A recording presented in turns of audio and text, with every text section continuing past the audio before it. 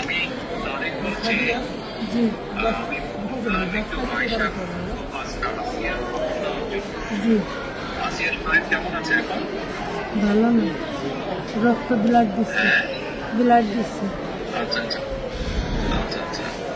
তো আমি আমাদের ওখানে যারা নেতা কর্মী আছে, বিশেষ করে নয়ন আছে ওখানে, ওকে আমি বলেছি আমাদের মাগুরায় যারা নেতৃত্ব আছে তাদেরকে আমি বলেছি যে তারা আপনার পাশে থাকবে, তারা আসিয়ার পাশে থাকবে যাতে করে আসিয়ার ন্যায় বিচার হয়। জি আসিয়ার সাথে যারা অন্যায় করেছে তারা যাতে শাস্তি পায়। জি এর জন্য আমাদের অবস্থান থেকে আমরা চেষ্টা করব, যতটুকু সম্ভব আমরা চেষ্টা করব যাতে দেশের আইন অনুযায়ী আপনারা যাতে সঠিক বিচার জি পান। জি এবং একই সাথে আমি নয়নকে বলেছি যে আসিয়ার জন্য চিকিৎসার জন্য যেসব ব্যবস্থা নেওয়া সম্ভব সেই সব ব্যবস্থাগুলো আমরা চেষ্টা করবো আমাদের দলের অবস্থান থেকে। না, ওই ওই নয়ন ভাই খুব করেছে আমার জন্য। আমার যে খোলাফান আছে আমরা সারা রাত যাবে, আমার জনের যা লাগে সব দিচ্ছে।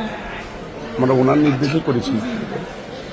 আপনার কাছে এইটুকু আবদার, যেমন ছোট বলি আপনি যদি দেখতেন ওই বুকগুলো খাইয়ে বিক্রি করছে, তাহলে আপনার কেন যাচ্ছেন যে ওরা কি জঘন্য খারাপ ব্যবহার করেছে আমার মানুষের।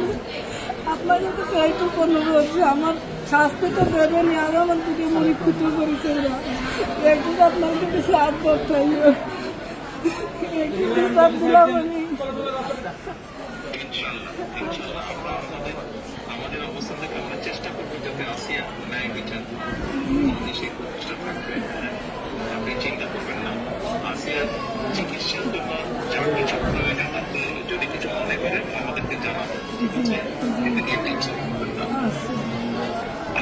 ভাই আসবে আমার সাথে।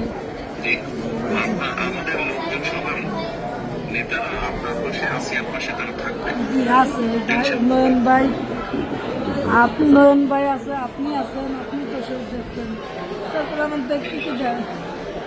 আর আমরা দোয়া করি ইনশাআল্লাহ আসিয়া যাতে দ্রুত সুস্থ হয়। আমি তো এই দোয়াই করি যাতে আমার বইটা বুঝি ফেরত আসে। ইনশাআল্লাহ টেনশন করবেন না, চিন্তা করবেন না, দেশের মানুষ আপনার পাশে আছে।